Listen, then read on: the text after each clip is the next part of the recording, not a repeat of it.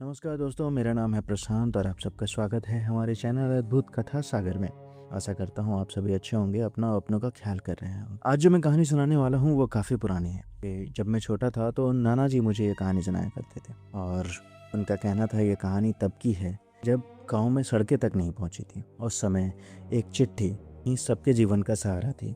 आज हम लोग, हमारे पास मोबाइल है, किसी से बात करनी है तो तुरंत हो जाती है, लेकिन उस वक्त के लिए बात करने के लिए, एक दूसरे के खबरों को जानने के लिए हमें चिट्ठी का सहारा लेना पड़ता था। उस समय एक चिट्ठी सिर्फ एक कागज का टुकड़ा नहीं होती थी, वह किसी माँ के लिए बेटे की खैरियत होती थी, वह किसी पिता के लिए नौकरी मिलने की खुशखबरी, किसी बहन के लिए राखी का संदेश, तो किसी नवविवाहिता के लिए उसके मायके से आया प्यार। कई कई दिनों तक लोग डाकिये का इंतजार करते थे। जैसे ही गांव में साइकिल की घंटी बजती, बच्चे दौड़ पड़ते और बड़े बुजुर्ग अपने घरों से बाहर निकल आते, क्योंकि उस समय डाकिया सिर्फ चिट्ठी नहीं, लोगों की खुशियां पहुंचाया करता था। उसी समय बिहार के एक छोटे से गांव में राम नारायण बाबू, जो कि पेशे से एक डाक कर्मचारी थे, वह काफ़ी ईमानदार, सरल स्वभाव के और भगवान के बहुत बड़े भक्त थे। उनके पास एक पुरानी साइकिल थी जिसपे उनके डाक का बैग टंगा रहता था। चमड़े का जो बैग होता है वो टंगा रहता था। वो रोज़ सुबह गांव-गांव जाकर चिट्ठियाँ बांटते और शाम तक घर लौट आते। तो आज की कहानी इन्हीं रामनारायण बाबू के बारे में है कि कैसे इनके जीवन में ये इतना डरावना अनुभव हुआ। रामनारायण बाबू का आसपास के गांवों में सभी कोई उनका सम्मान करता था। बच्चे उन्हें डाक बाबू कहकर बुलाते थे। रामनारायण बाबू भी हर किसी से मुस्कुरा कर मिलते थे, लेकिन उन्हें क्या पता था कि एक दिन उनके जीवन में ऐसा मोड़ आएगा जो उसे ज़िंदगी भर नहीं भूल पाएंगे। जेठ का महीना था। गर्मियाँ काफ़ी तेज़ होती हैं जेठ में, तो रामनारायण बाबू जेठ के महीने में सुबह जल्दी निकलते थे ताकि वो दोपहर तक काम ख़त्म करके घर आ जाए, जिससे उन्हें शाम तक थोड़ा आराम मिले। और उस दिन भी वो बिल्कुल रोज़ की तरह चिट्ठियाँ बांटने जाते हैं और वापस लौट रहे होते हैं। दोपहर का समय था, सूरज आग बरसा रहा था। गर्म हवा ऐसी चल रही थी मानो किसी भट्टी का दरवाज़ा खोल दिया हो। रामनारायण बाबू अपनी साइकिल पर आखिरी गांव का डाक बांट कर वापस घर लौट रहे थे। घर पहुंचने के लिए उन्हें एक छोटी सी नदी के किनारे बनी पगडंडी से होकर गुजरना पड़ता था। वह रास्ता छोटा तो था, लेकिन दोपहर में वहां दूर दूर तक कोई दिखाई नहीं देता था। तो उसी रास्ते से रामनारायण बाबू गुजर रहे थे। वह आगे पहुंचे अपने खेत के पास। तो पगडंडी की एक तरफ खेत थी और दूसरी तरफ नदी थी। वहां पे पहुंचने पे उन्हें लघु शंका लगी, तो यूरिनेट करने की इच्छा हुई। तो वो साइकिल को पुराने बरगद के पेड़ से टिकाए और साइड में जाकर जो नेचर स्कॉल थे उससे निर्वित हुए और फिर वो नदी की तरफ बढ़ गए, हाथ को धोने और चेहरे पे छींटे मारने के लिए। अभी वो वहाँ पहुँचे ही थे कि उन्हें ऐसा लगा कि जैसे पीछे से कोई उन्हें बुलाया। सुनिए। रामनारायण बाबू तुरंत पीछे मुड़कर देखे, लेकिन वहाँ कोई नहीं था। उन्होंने सोचा शायद उनका भ्रम होगा। वो एक बार फिर से थोड़ा आगे बढ़े। इस बार दोबारा उन्हें आवाज़ आया, लेकिन इस बार पहले से ज़्यादा क्लियर था। उन्हें लगा जैसे कोई बिल्कुल पास से बोला हो। वो फिर एक बार मुड़े, चारों तरफ देखे, लेकिन उन्हें कुछ नहीं दिखाई दिया। फिर वो नदी की तरफ बढ़े। गर्मी का टाइम था, पानी उतना था नहीं, लेकिन उसके लिए उन्हें नदी के थोड़ा और पास जाना था। जब भी आगे बढ़ ही रहे थे कि उन्हें नदी में तैरती हुई एक लाश दिखाई दी। लाश को देखकर ऐसा लग रहा था जैसे वो किसी शादीशुदा स्त्री की हो। शरीर पर लाल चुनरी ओढ़ाई हुई थी और वो लाश नदी की धारा के साथ साथ धीरे धीरे बहती जा रही थी। रामनारायण ने देखा और सोचा कि शायद इसे किसी सांप या विषैले कीड़ों वगैरह ने काटा होगा। पुराने समय में गांव में मान्यता थी कि अगर किसी व्यक्ति की मृत्यु या लोगों को लगता कि उसकी मृत्यु हो गई है, जो कि सांप काटने और किसी विषैले कीड़े काटने की वजह से है, तो कई बार लोग उन्हें नदी में प्रवाहित कर देते हैं। उनका मानना था कि अगर कोई जानकार साधु, सिद्ध साधु या किसी ज्ञानी को यह शरीर मिल जाए और अगर उस शरीर में थोड़ी सी भी प्राण बची हो तो वो उसे बचा सकता है। रामनारायण बाबू चुपचाप उस बहती हुई लाश को देखते रहे। तभी जो हुआ उसे देखकर उनके पैरों तले जमीन खिसक गई। नदी में बहती हुई लाश अचानक उठकर बैठ गई। उसके भीगे हुए बाल चेहरे से चिपके थे। उसकी काली आंखें सीधे रामनारायण बाबू को देख रही थी। रामनारायण बाबू का गला सूख गया, उसकी सांस रुक गई। वह एक पल के लिए पत्थर की तरह वहीं जम गए। डर से उनकी आंखें अपने आप बंद हो गई और जैसे ही उन्होंने दोबारा आंख खोला, सब कुछ पहले जैसा था, बिल्कुल सामान्य। न वहाँ कोई लाश थी, न कुछ। रामनारायण बाबू चेहरे पर पानी के छींटे मारते हुए खुद को समझाते हैं। वो सोचते हैं कि शायद गर्मी बहुत ज़्यादा है, तो हो सकता है मुझे भ्रम हुआ होगा।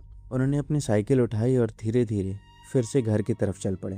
लेकिन पूरे रास्ते उन्हें बार बार यही लग रहा था कि जो उन्होंने देखा वह भ्रम नहीं था। रामनारायण बाबू तेज कदमों से अपने घर की ओर बढ़ रहे थे, लेकिन वो जितना ही उस घटना को भूलने की कोशिश कर रहे थे उतनी ही बार वही चेहरा उनकी आंखों के सामने आ जाता। नदी में बहती हुई वो सुहागन की लाश और अचानक उसका बैठ कर उन्हें देखना, ये सब सोचते हुए रामनारायण बाबू घर पहुंच जाते हैं। उन्होंने किसी से उस घटना का जिक्र नहीं किया। उन्हें लगा कि अगर वह बताएंगी तो शायद कोई विश्वास नहीं करेगा। उन्होंने रोज की तरह आंगन में रखे घड़े से पानी निकालकर हाथ मुंह धोया, कपड़े बदले, थोड़ी देर आराम किया। फिर शाम के गांव के लोगों के साथ चौपाल पर बैठकर रोज की तरह बातें की। बाहर से सब कुछ सामान्य था, लेकिन उनके भीतर एक अजीब सी बेचैनी जन्म ले चुकी थी। रात हुई, सबने साथ बैठकर खाना खाया। घर के लोग अपने अपने काम निपटाकर सोने चले गए। गर्मी के दिन थे, इसलिए रामनारायण बाबू भी हमेशा की तरह आंगन में अपनी चारपाई बिछाकर लेट गए। आसमान बिल्कुल साफ था। दूर कहीं झींगुरों की आवाज़ आ रही थी। धीरे धीरे उनकी आंख लग गई। पता नहीं आधी रात का कौन सा पहर था। अचानक उन्हें पायल की आवाज़ सुनाई दी। पायल की छन छन सुनकर पहले उन्हें सोचा कि शायद उनकी पत्नी किसी काम से उठी होगी। उन्होंने इस पर ज़्यादा ध्यान नहीं दिया, करवट बदली और फिर से सोने की कोशिश करने लगे। अभी वो सोने की कोशिश कर ही रहे थे, तभी उन्हें ऐसा महसूस हुआ जैसे किसी ने बहुत प्यार से उनके माथे पर हाथ फेरा हो। वो हाथ का स्पर्श इतना ठंडा था कि रामनारायण बाबू एकदम चौंक कर उठ बैठे। उन्होंने चारों तरफ ध्यान से देखा। पूरा आंगन शांत था। चारपाई के आसपास कोई नहीं था। उन्होंने माथे को छू कर देखा। अब भी उस स्पर्श का एहसास हो रहा था, उस ठंडे स्पर्श का एहसास। वह स्पर्श किसका था उन्हें समझ नहीं आया। वह अभी चारों तरफ देख ही रहे थे कि तभी उन्हें लगा कि खपरेल की छत पर कोई बैठा हुआ है। उन्होंने आंखें सिकोड़कर ध्यान से देखने की कोशिश की, लेकिन अंधेरे में कुछ भी साफ नहीं दिखाई दे रहा था। बस ऐसा लग रहा था कि कोई वहां बैठकर मानो लगातार उन्हें ही घूर रहा हो। अब रामनारायण बाबू का धैर्य टूटने लगा। उन्होंने अपनी पत्नी को आवाज़ लगाई, तिवाकर की अम्मा कह के उन्हें बुलाएं। आवाज़ सुनकर उतनी उनकी पत्नी बाहर आई। उन्होंने पूछा, क्या हुआ, इतनी रात में क्यों बुला रहे हो? रामनारायण बाबू के चेहरे पर डर साफ दिखाई दे रहा था। उन्होंने धीरे धीरे नदी वाली पूरी घटना बता दी। कैसे वह बहती हुई लाश अचानक उठ बैठी और फिर रात में पायल की आवाज़, माथे पर किसी के हाथ का स्पर्श और छत पर किसी के होने का एहसास, सब कुछ बता दिया। उनकी पत्नी कुछ देर चुपचाप सुनती रही, फिर मुस्कुरा कर बोली, आप बेवजह डर रहे हैं। इतनी तेज धूप में पूरा दिन घूमते हैं, ऊपर से जेठ की गर्मी, ऐसे में कई बार आंखों का भ्रम हो जाता है और रात में उसी बात को सोचते सोचते दिमाग वैसी ही चीज़ें महसूस कराने लगता है जो वास्तव में होती ही नहीं। चाहिए आराम से सो जाइए, सुबह तक सब ठीक हो जाएगा। रामनारायण बाबू अपनी पत्नी की बातों पर विश्वास करते हैं और कहते हैं कि हाँ, शायद तुम ठीक कह रही हो। अच्छा तुम जाओ, मैं भी सोने की कोशिश करता हूँ। इतना सुनकर उतनी उनकी पत्नी अंदर की तरफ जाने लगती हैं और रामनारायण बाबू फिर से चारपाई पर लेट जाते हैं। कुछ ही मिनट बीते होंगे कि उन्हें फिर महसूस हुआ जैसे कोई उनके पैरों को धीरे धीरे दबा रहा है। उन्होंने सोचा शायद दिवाकर की अम्मा उन्हें अकेला छोड़कर नहीं गई, वो उनके पैर दबा रही हैं। वो चुपचाप लेटे रहे। थोड़ी देर बाद उन्होंने कहा, अच्छा सुनो, एक लोटा पानी ला दो। इतना कहकर वो करवट बदल कर उठकर बैठ गए, लेकिन जैसे ही उन्होंने सामने देखा वो बिल्कुल चौंक गए। वहाँ कोई नहीं था। चारपाई के पास कोई नहीं था। रामनारायण बाबू कुछ पल तक वहीं बैठे रहे। उन्होंने सोचा शायद मेरे बोलते ही पानी लेने चली गई होगी। उन्होंने थोड़ा इंतजार किया, लेकिन कुछ समय बीतने के बाद भी जब कोई वापस नहीं आया तो उन्होंने फिर से आवाज़ लगाई, दिवाकर की अम्मा। उनकी पत्नी नींद से उठकर फिर बाहर आई। उन्होंने आंख मलते हुए पूछा, अब क्या हुआ? रामनारायण बाबू ने कहा, अरे अभी तो तुम मेरे पैर दबा रही थी, मैंने तुमसे पानी मांगा था, तुम गई लेकिन लौटी ही नहीं। पत्नी हैरानी से उन्हें देखने लगी, फिर बोली, मैं तो आपसे बातें करके अंदर जाकर तुरंत सो गई थी, मैं आपके पास नहीं आई, और अगर आती भी तो इतनी जल्दी अंदर कैसे चली आती? यह सुनते हैं रामनारायण बाबू का चेहरा सफ़ेद पड़ गया। उन्होंने धीमी आवाज़ में कहा, नहीं, ऐसा नहीं हो सकता, मुझे साफ महसूस हुआ था कि कोई मेरे पैर दबा रहा था। उनकी पत्नी इस बार भी उन्हें समझाने लगी। वह पानी का एक लोटा लेकर आई। रामनारायण बाबू ने पानी पिया, लेकिन उनके मन का डर अब पहले से कहीं ज़्यादा बढ़ चुका था। उन्होंने धीमी आवाज़ में कहा, मुझे कुछ ठीक नहीं लग रहा। एक बार भ्रम हो सकता है, 2 बार भी मान सकता हूँ, लेकिन हर बार? अभी तो मैं पूरी तरह जाग रहा था, फिर यह सब कैसे हो सकता है? उनकी पत्नी ने उन्हें समझाते हुए कहा, आइए आज बरामदे में ही सो जाइए, ज़्यादा मत सोचिए। रामनारायण बाबू ने भी चुपचाप सिर हिला दिया। उन्होंने अपनी चारपाई उठाई और बरामदे में जाकर लेट गए। उस रात बाकी समय बिल्कुल सामान्य तरीके से बीत गया, लेकिन उन्हें अब बिल्कुल भी अंदाजा नहीं था कि यह तो सिर्फ शुरुआत थी। सुबह मुर्गे की पहली बाग के साथ रामनारायण बाबू की आंखें खुली। रात की घटनाएं अब भी उनके मन में ताज़ा थीं। उन्होंने खुद को समझाया, जो भी हुआ उसे भूल जाना ही बेहतर है। उन्होंने रोज की तरह स्नान किया, भगवान को प्रणाम किया और फिर दैनिक कामों में लग गए। आज इतवार था, डाकघर की छुट्टी। कई दिनों बाद उन्हें घर पर आराम करने का मौका मिला था। सुबह का कुछ समय उन्होंने अपने छोटे से बगीचे में बिताया।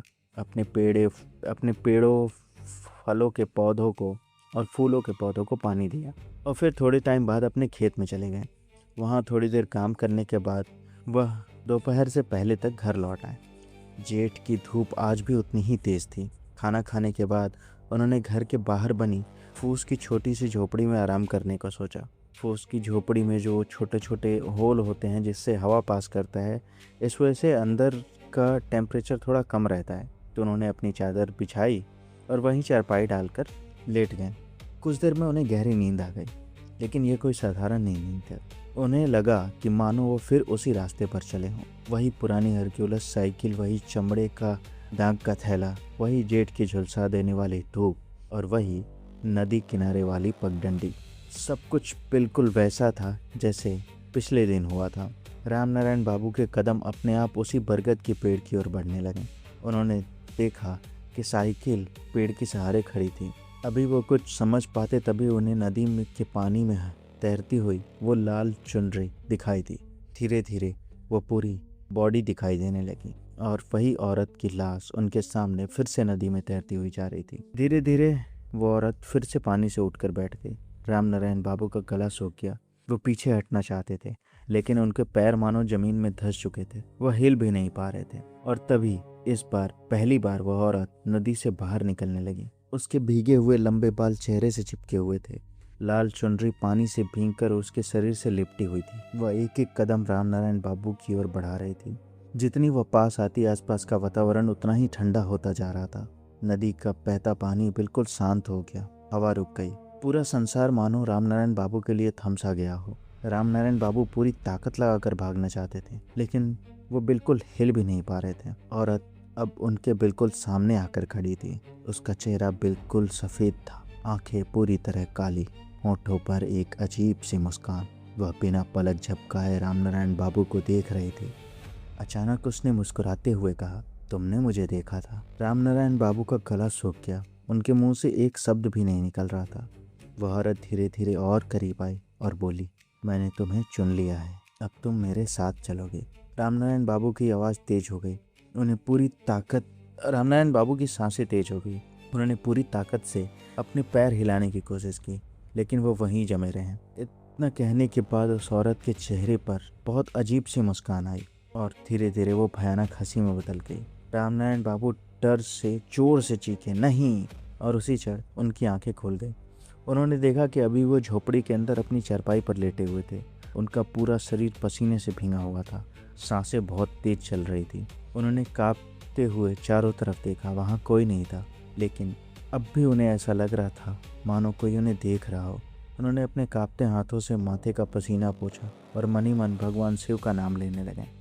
रामनारायण बाबू ने यह सपना घर में किसी को नहीं बताया। उन्हें लगा दिन में देखे गए सपने पर वैसे भी कोई विश्वास नहीं करेगा। उन्होंने इस बात को अपने मन के भीतर दबा लिया। उन्हें बिल्कुल भी अंदाजा नहीं था कि उसी रात उनके जीवन का सबसे भयानक अध्याय शुरू होने वाला था। वो घर गए और शाम ढलते ढलते सब लोग अपने अपने कामों में लग गए। घर का चूल्हा जला। उसके बाद सब लोग साथ बैठकर भोजन किए। रामनारायण बाबू पूरे समय बिल्कुल शांत रहे, लेकिन उनके चेहरे पर डर अब भी साफ दिखाई दे रहा था। रात गहरा चुकी थी। पूरा गांव गहरी नींद में सो चुका था। आंगन में रामनारायण बाबू फिर अपनी चारपाई पर लेटे हुए थे। आसमान में चांद बादलों के पीछे छिपा हुआ था। चारों तरफ अजीब सी खामोशी थी, इतनी गहरी कि अपनी सांसों की आवाज भी साफ सुनाई थी। पता नहीं रात का कौन सा पहर था। अचानक फिर उन्हें एहसास हुआ जैसे कोई बहुत धीरे धीरे उनके पैर दबा रहा है। इस बार उन्हें पिछली रात की बात आ गई।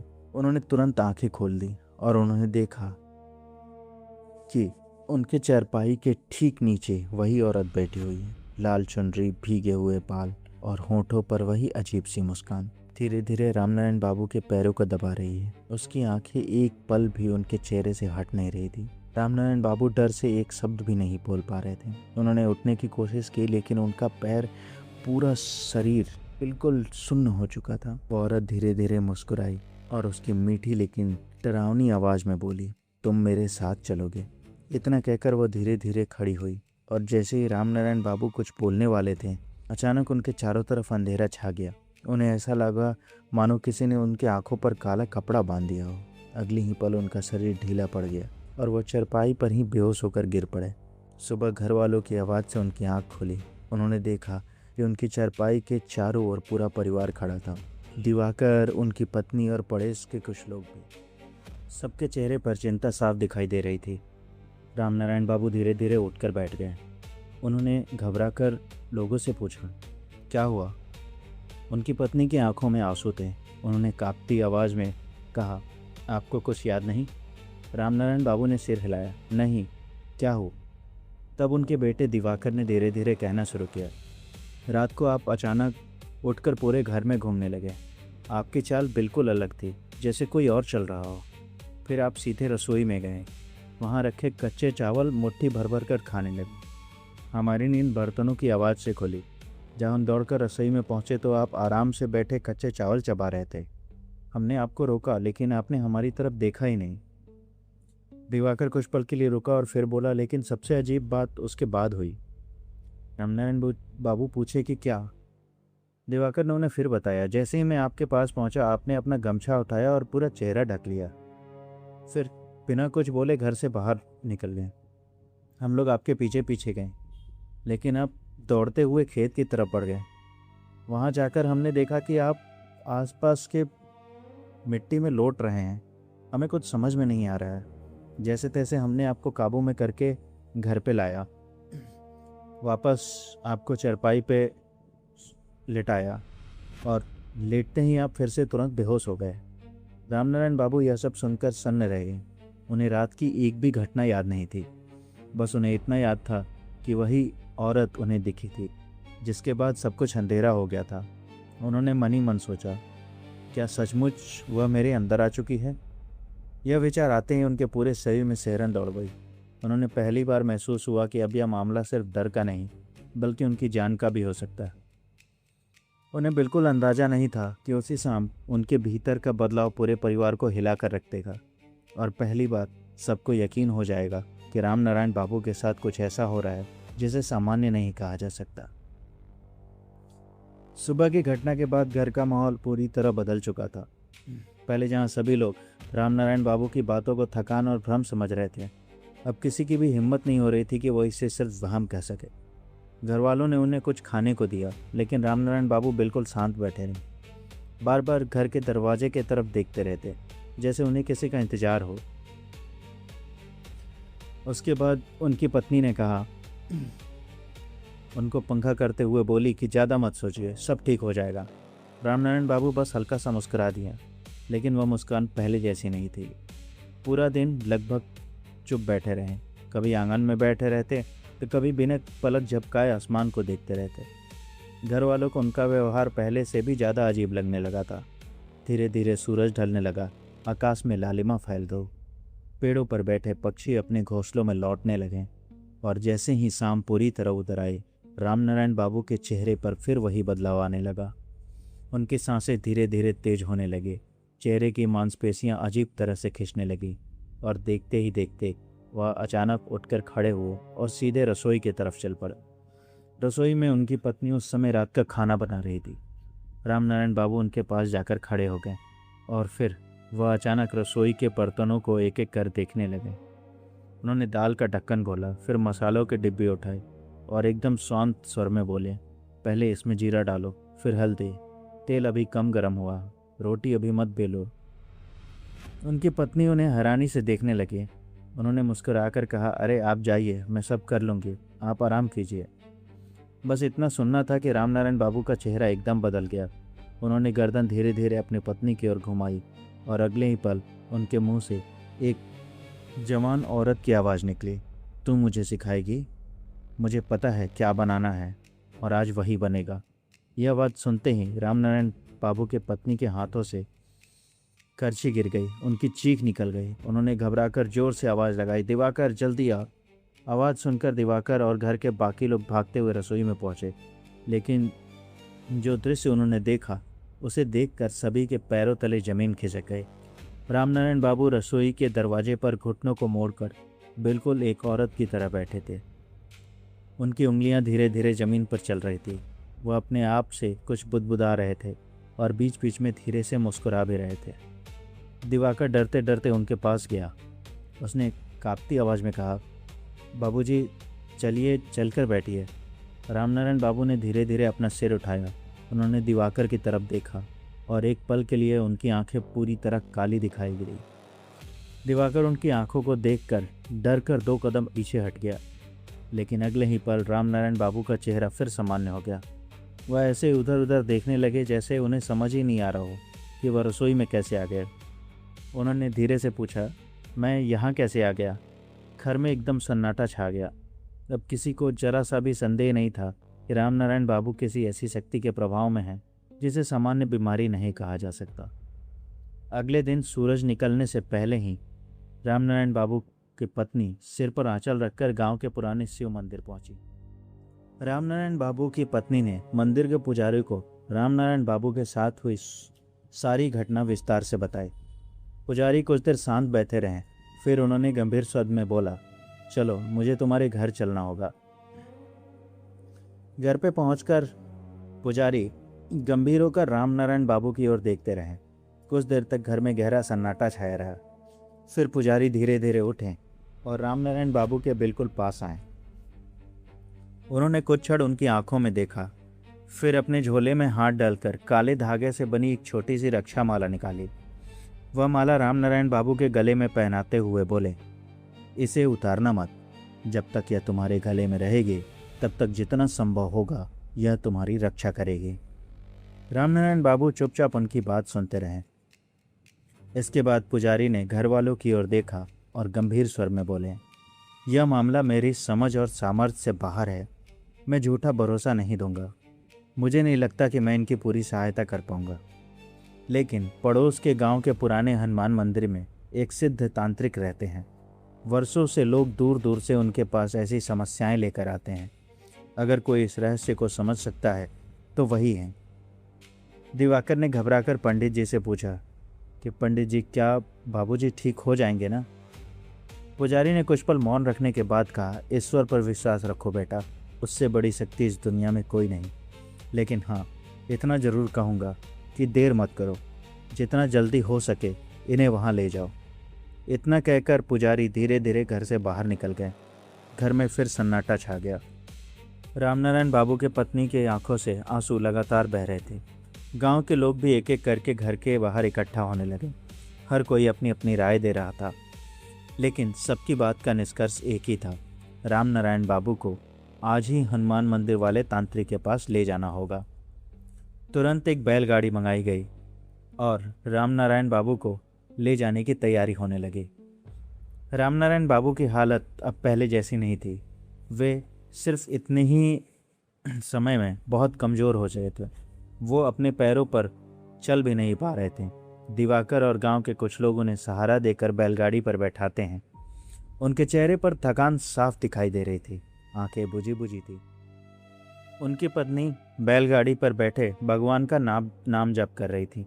वह बार बार अपने आंचल से अपने आंसू पोंछ रही थी। गांव के कुछ लोग भी इनके साथ हो लिए। सबके मन में बस एक ही प्रार्थना थी, हे बजरंगबली, रामनारायण बाबू की रक्षा करना। बैलगाड़ी धीरे धीरे कच्चे रास्ते पर आगे बढ़ रही थी। कुछ देर बाद वह उसी नदी के किनारे पहुंची जहां पर रामनारायण बाबू को पहली बार वो रहस्यमयी औरत दिखाई दी थी। जैसे जैसे बैलगाड़ी नदी के पास पहुंच रही थी, रामनारायण बाबू की बेचैनी बढ़ती जा रही थी। उनकी सांसें तेज होने लगी, माथे पर पसीना छलक आया। वह बार बार अपने हाथों से सिर पकड़ने लगे और अचानक उन्होंने जोर से चीख मारी, रोक दो, मुझे मत ले जाओ। सब लोग घबरा गए। इससे पहले कि कोई कुछ समझ पाता, रामनारायण बाबू बैलगाड़ी से नीचे कूद पड़े और भागने लगे। रामनारायण बाबू की रफ्तार बिजली की रफ्तार से थी। वह इससे पहले कि कोई कुछ समझ पाता, वह नदी की ओर भागने लगे और नदी के पास पहुंच गए। देखते ही देखते उन्होंने नदी में छलांग लगा दी। सौभाग्य से जेठ का महीना होने के कारण उस समय नदी में पानी बहुत कम था, इसलिए उन्हें कोई गंभीर चोट नहीं आई। दिवाकर और गांव के लोग दौड़ते हुए नदी में उतरे। काफ़ी मशक्क़त के बाद उन्हें पकड़कर बाहर लाया गया, लेकिन रामनारायण बाबू अब पहले जैसे नहीं थे। जब भी उन्हें पकड़ने की कोशिश होती, वे 4-4 लोगों को एक साथ अपने से दूर झटक देते। उनके मुंह से बार बार एक ही आवाज़ निकल रही थी। वह आवाज़ रामनारायण बाबू की नहीं थी। वो आवाज़ किसी औरत की थी। यह मेरा है, इसे कहीं नहीं ले जाओगे, मैं इसे लेकर जाऊंगी, कोई मुझे नहीं रोक सकता। यह सुनकर वहां खड़े हर व्यक्ति के रोंगटे खड़े हो गए। किसी तरह लोगों ने उन्हें रस्सी से बांधकर बैलगाड़ी पर बैठाया। पूरे रास्ते 4 लोग उन्हें कसकर पकड़े रहे, लेकिन वो लगातार छूटने का प्रयास करते रहते। कभी अपना सिर बैलगाड़ी से टकराते, कभी नीचे कूदने का प्रयास करते। लगभग 1.5 घंटे के बाद सब लोग पड़ोस के गांव में प्राचीन हनुमान मंदिर के पास पहुंच गए। लेकिन जब वहां पहुंचे तो अभी इन लोगों को एक और झटका लगना बाकी था। मंदिर के सेवक ने बताया कि बाबा अभी मंदिर में नहीं है, वह पास के गांव में गए हैं, शाम तक ही लौटेंगे। यह सुनते ही सबके चेहरे उतर गए।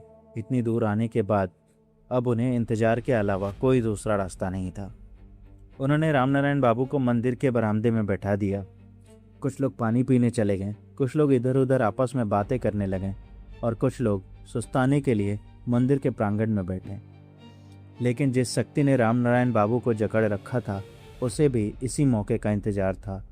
जैसे ही सबका ध्यान कुछ पल के लिए इधर उधर हुआ, रामनारायण बाबू बिजली की तरह उठे और मंदिर के पीछे फैले घने जंगल की ओर भाग निकले। पकड़ो पकड़ो कहके लोग उनके पीछे दौड़े। मंदिर का पुजारी, दिवाकर और गांव के लोग सब उनके पीछे जंगल की तरफ भागे। वह कांटों, पत्थरों और झाड़ियों के बीच ऐसे दौड़ रहे थे माने उन्हें दर्द का जरा भी एहसास न हो। आखिरकार करीब 20-25 लोगों ने उन्हें चारों तरफ से घेर लिया। बहुत संघर्ष के बाद उन्हें पकड़कर वापस मंदिर लाया गया। इस बार कोई जोखिम नहीं लिया गया। एक मजबूत खाट मंगवाई गई और रामनारायण बाबू को उस पर लिटाकर रस्सियों से हाथ पैर कस के बांध दिए गए।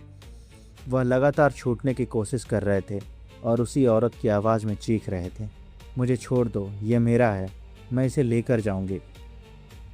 कुछ ही देर बाद अचानक उनका पूरा शरीर ढीला पड़ गया। उनकी आंखें बंद हो गई और वो गहरी बेहोशी में चले गए। सबने राहत की सांस ली, लेकिन अगले ही पल दिवाकर की नज़र उनकी नाक पर पड़ी। नाक से धीरे धीरे खून की पतली धारा बह रही थी। उनकी पत्नी घबरा गई और रोने लगी। सब लोग समझ नहीं पा रहे थे कि अब क्या करें। तभी मंदिर के मुख्य द्वार से खड़ाऊ की आवाज़ सुनाई दी। सभी की नज़र उस दिशा में चली गई।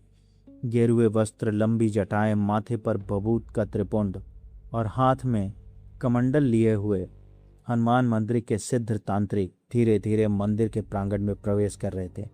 उनकी उम्र लगभग 65 से 70 वर्ष रही होगी, लेकिन चेहरे का तेज किसी जवान व्यक्ति से कम नहीं था। उन्होंने सबसे पहले खाट पर बंधे रामनारायण बाबू को देखा। कुछ क्षण बिना कुछ बोले उन्हें देखते रहे, फिर बोले, इन्हें खोलना मत, इनके अंदर बहुत बेचैनी है, इन्हें सीधे मंदिर के गर्भगृह में लेकर आओ।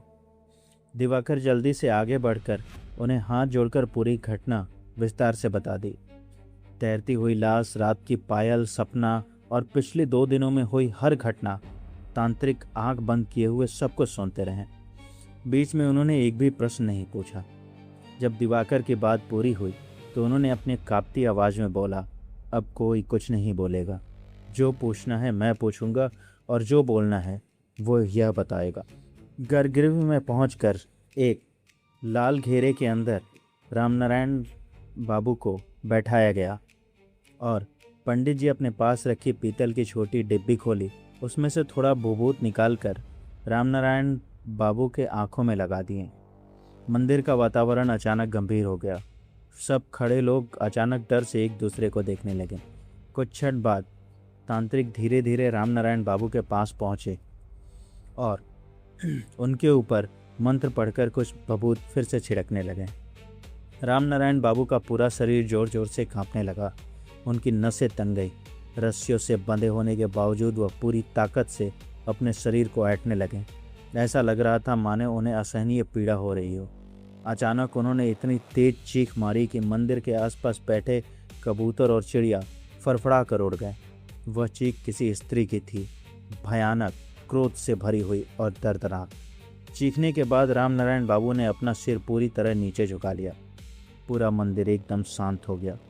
तांत्रिक ने गंभीर स्वर में कहा, बता, कौन है तुम? रामनारायण बाबू चुपचाप बैठे रह गए। तांत्रिक ने फिर कहा, यह हनुमान जी का दरबार है, यहाँ से बच के तू नहीं जा सकती। कुछ क्षण सन्नाटा रहा, फिर रामनारायण बाबू के होंठ धीरे धीरे हिलने लगे, लेकिन आवाज़ उनकी नहीं थी। वो जो भी बोल रहे थे एक औरत की आवाज़ में बोल रहे थे। उन्होंने बोला, मेरा नाम ललिता है। मंदिर में खड़े सभी लोग एक दूसरे को देखने लगे। तांत्रिक ने बिना समय गंवाए अगला प्रश्न किया, कौन है तू और इस आदमी के पीछे क्यों पड़ी है? रामनारायण बाबू का शरीर कांपता रहा, फिर धीरे धीरे वही स्त्री की आवाज़ में वो अपना परिचय देना शुरू किए।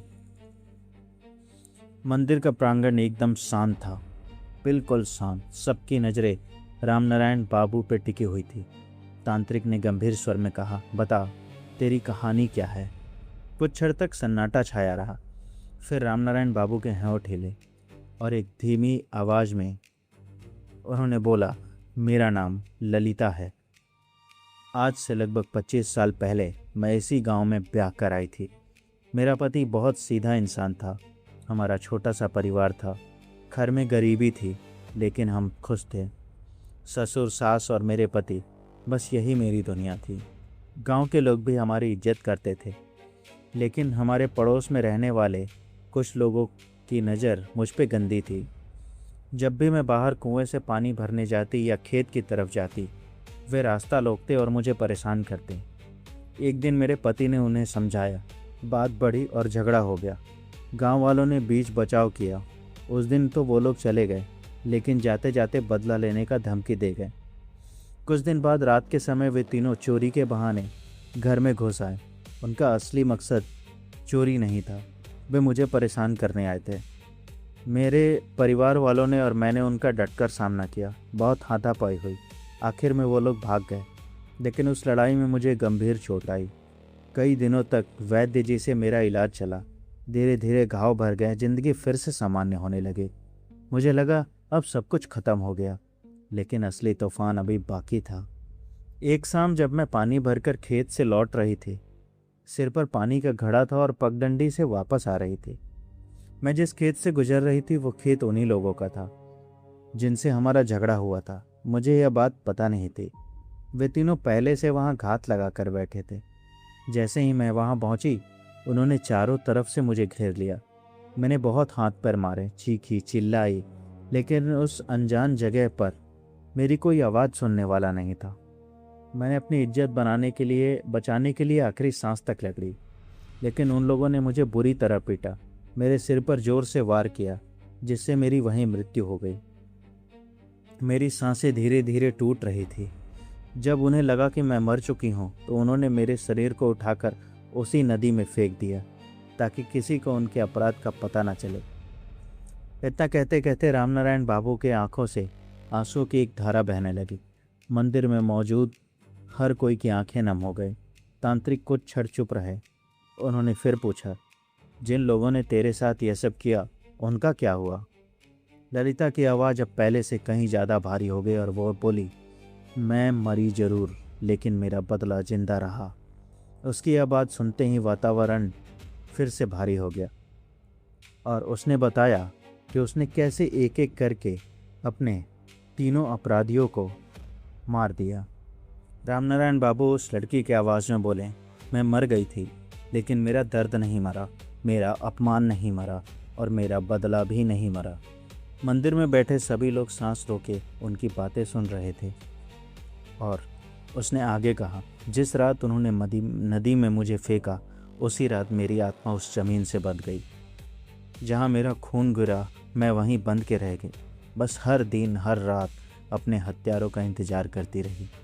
कुछ महीने बाद एक एक करके तीनों उसी रास्ते से गुजरे जहाँ उन्होंने मुझे मारा था। पहले एक, फिर दूसरा और फिर तीसरा। तीनों अपने अपने अंत तक पहुँच गए। यह सुनकर मंदिर में बैठे कुछ बूढ़े लोग एक दूसरे को देखने लगे, मानो उन्हें वर्षों पुरानी कोई भूली घटना याद आ गई हो। तांत्रिक ने पूछा, अगर तेरा बदला पूरा हो गया तो फिर तू इस आदमी को क्यों परेशान कर रही है? इनके पीछे क्यों पड़ी है? इतना सुनते ही रामनारायण बाबू का शरीर फिर से कांपने लगा। कुछ पल बाद ललिता बोली, क्योंकि कि यह ज़मीन अब इसकी थी। मरने के बाद उनके घर वाले डर गए और उन्होंने यह ज़मीन बेच दी। जिस ज़मीन पर मेरा खून गिरा था, जिस ज़मीन से मेरी आत्मा बन चुकी थी, वह ज़मीन खरीदी इस रामनारायण ने। दिवाकर हैरान होकर बोला, लेकिन बाबूजी को तो इस बारे में कुछ पता नहीं था। ललिता बोली, हाँ, इसका कोई दोष नहीं था। यह अनजाने में मेरे बंधन में आ गया। तांत्रिक ने फिर से पूछा, फिर तू इसे मारना क्यों चाहती है? इस पर ललिता की आवाज़ धीमी हो गई। उसने पहली बार क्रोध से ज़्यादा पीड़ा थी और वह बोली, जब इसने मुझे नदी में देखा, पहली बार किसी ने मुझे डरकर नहीं, इंसान समझकर देखा। उसकी आंखों में मेरे लिए घृणा नहीं थी। मुझे लगा मेरा अधूरा सुहाग पूरा हो सकता है। मैं इसे अपने साथ ले जाना चाहती हूँ ताकि मेरा सिंदूर कभी न उजड़े। यह सुनकर पूरा मंदिर एकदम शांत हो गया। रामनारायण बाबू के परिवार की आंखों से आंसू बहने लगे। अब उन्हें समझ आ चुका था कि यह कोई साधारण प्रेत नहीं, बल्कि एक ऐसी आत्मा थी जो अपने अधूरे जीवन और असहनीय दर्द से सालों से भटक रही थी। तांत्रिक ने दृढ़ स्वर में कहा, ललिता, तेरा दुख बहुत बड़ा है, लेकिन निर्दोष को कष्ट देना धर्म नहीं है। रामनारायण का तेरी मृत्यु से कोई संबंध नहीं, उसे छोड़ दो। इतना सुनते ही रामनारायण बाबू के भीतर से एक जोरदार चीख निकली। पूरा मंदिर उस चीख से गूंज उठा और उसी क्षण तांत्रिक ने अपनी कमंडल से जल उठाया और मंत्र पढ़ना शुरू किया। जैसे जैसे मंत्रों का उच्चारण तेज होता गया, रामनारायण बाबू का शरीर वैसे वैसे जोर से कांपने लगा। रस्सियाँ खींचने लग रही थी। ऐसा लगा मानो कोई अदृश्य शक्ति उन्हें अपनी ओर खींच रही है। तांत्रिक ने मंत्र पढ़ते हुए जल की कुछ बूंदें उनके चेहरे पर छिड़की। अचानक रामनारायण बाबू ने एक बार फिर भयानक चीख मारी और बोले, नहीं, मुझे मत रोको, मैं इसको छोड़कर नहीं जाऊंगी। तांत्रिक ने दृढ़ आवाज में कहा, ललिता, तेरे साथ बहुत अन्याय हुआ, लेकिन अन्याय का अंत एक और निर्दोष का जीवन लेकर नहीं होता। रामनारायण ने तेरा कोई अपराध नहीं किया, उसे मुक्त कर और स्वयं भी मुक्त हो जा। कुछ क्षण तक कोई आवाज़ नहीं आई। फिर रामनारायण बाबू की आंखों से आंसू बहने लगे और फिर ललिता की आवाज़ में वो बोले, मैं बहुत थक गई हूँ, सालों से बस भटक रही हूँ, मुझे शांति चाहिए। तांत्रिक ने धीरे से कहा, शांति मिलेगी, लेकिन पहले रामनारायण को छोड़ना होगा और अपने मन का मोह त्यागना होगा। ललिता कुछ देर तक रोती रही, फिर धीरे से बोली, अगर कोई मुझे अपना मानकर एक बार सम्मान दे दे तो मैं चली जाऊंगी। तांत्रिक ने रामनारायण बाबू के परिवार की ओर देखा, फिर बोले, इसकी कोई इच्छा धन की नहीं है, इसे सम्मान चाहिए। जहाँ इसकी मृत्यु हुई है वहाँ इसकी स्मृति में एक छोटा सा चबूतरा बनवाओ, राहगीरों के लिए पानी का व्यवस्था कराओ, सुहाग का सामान, मिठाई और एक बकरे का उतारा करके उसी बरगद के नीचे गहरा गड्ढा खोद कर दबा देना। फिर उस स्थान पर कभी किसी का अपमान मत होने देना। इतना सुनते ही रामनारायण बाबू का शरीर एक बार फिर जोर से कांपा। उनके मुख से एक बार फिर दर्द भरी चीख निकली और अगले ही पल सब कुछ शांत हो गया। उनकी सांसें सामान्य हो गई और उनका चेहरा ढीला पड़ा और वो ज़मीन पर गिर गए। धीरे धीरे उन्होंने आंखें खोली, चारों तरफ देखा और हैरानी से बोले, दिवाकर, हम यहाँ कैसे आए? उन्हें पिछले कुछ दिनों की कोई भी बात याद नहीं थी। तांत्रिक हल्का सा मुस्कुराए। उन्होंने कहा, अब सब ठीक है, लेकिन मैंने जो कहा वह अवश्य आप सब कीजिएगा और कुछ समय तक प्रतिदिन शिव जी और हनुमान जी का स्मरण करना और उनका पूजा करना जरूरी होगा। घर को कीलना भी पड़ेगा ताकि कोई शक्ति दोबारा प्रवेश न कर सके। कुछ दिनों बाद तांत्रिक के बताए अनुसार सारी विधियाँ पूरी की गई। उसी बरगद के पेड़ के नीचे जहाँ रामनारायण बाबू ने पहली बार ललिता को देखा था, एक छोटा सा पक्का चबूतरा बनवाया गया। उसके पास राहगीरों के लिए हैंडपंप लगवाया गया ताकि जेठ की तपती दोपहरी में कोई प्यासा बिना पानी के न लौटे। रामनारायण बाबू हर साल वहाँ दीप जलाते और मन ही मन ललिता की आत्मा की शांति के लिए प्रार्थना करते। उस घटना के बाद रामनारायण बाबू के साथ फिर कभी कोई अजीब घटना नहीं हुई। उनका परिवार सुख और शांति से जीवन बिताने लगा। लेकिन आज भी जब गांव के बुजुर्ग उस बरगद के पेड़ के पास से गुजरते हैं तो धीरे से कहते हैं, किसी का पीड़ा का मजाक मत उड़ाना, क्योंकि अधूरी आत्माएं बदला नहीं, बस शांति चाहती हैं। तो दोस्तों ये थी आज की कहानी। आपको कहानी कैसी लगी? अच्छी लगी हुई तो चैनल को सब्सक्राइब कीजिएगा, वीडियो को लाइक, कमेंट और शेयर कीजिएगा। मिलते हैं अगली कहानी में, तब तक अपना और अपनों का ख्याल रखिए। धन्यवाद।